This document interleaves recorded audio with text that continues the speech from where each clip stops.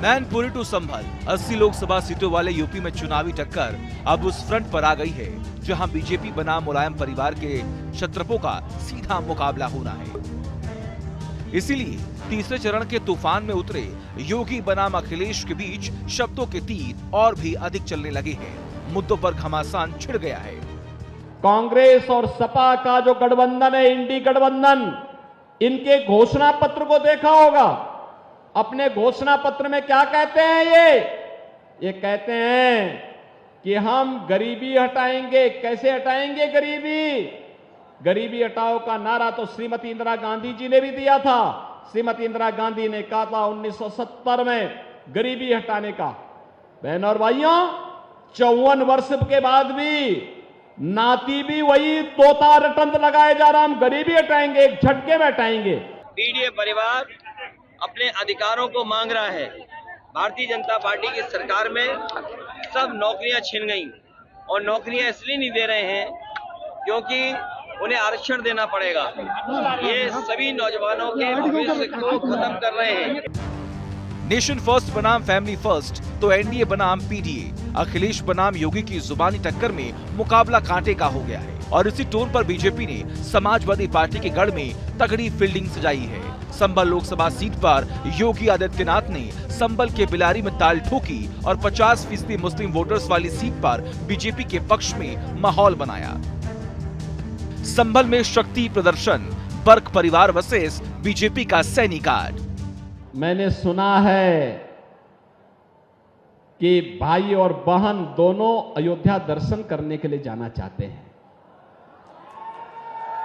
जब इनकी सरकार थी तब कहते थे कि राम तो हुए ही नहीं। क्या कहते थे?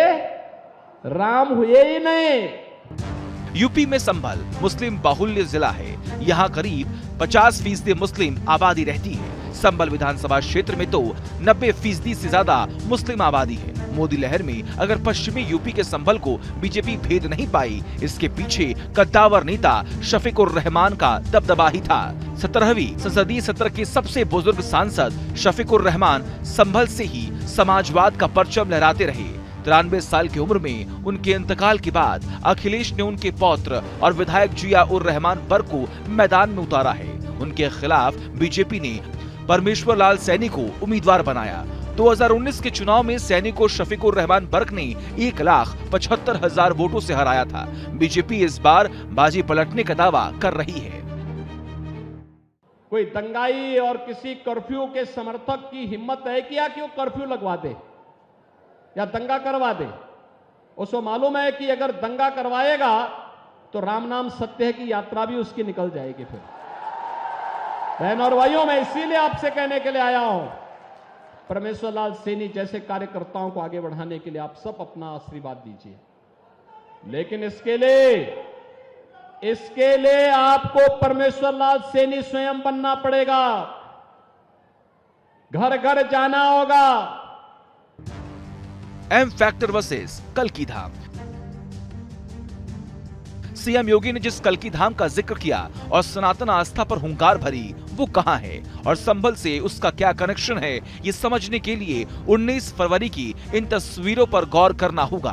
दरअसल अभी तक जिस संभल को एमवाई फैक्टर के चश्मे से देखा गया था, उसमें 19 फरवरी को बड़ी तस्वीर उभरी जब सनातन आस्था की लौ भी जली थी। जब संभल के इंकारा कंबोह में पीएम मोदी कल्की धाम के मंदिर के शिलान्यास के लिए पहुंचे हुए थे। कांग्रेस के पूर्व नेता आचार्य प्रमोद कृष्णम कल्की पीठाधीश्वर हैं। उन्होंने कल्की मंदिर निर्माण का जिम्मा भी उठाया। इसके अलावा मराठा की रानी अहिल्याबाई होलकर का ऐतिहासिक कल्की मंदिर भी यहाँ है, जिसका निर्माण 18वीं सदी में हुआ था। सनातन आस्था के इन्हीं प्रतीकों के सहारे बीजेपी ने पश्चिमी यूपी के कमंडल की बिसात बिछाई है। Team news nation.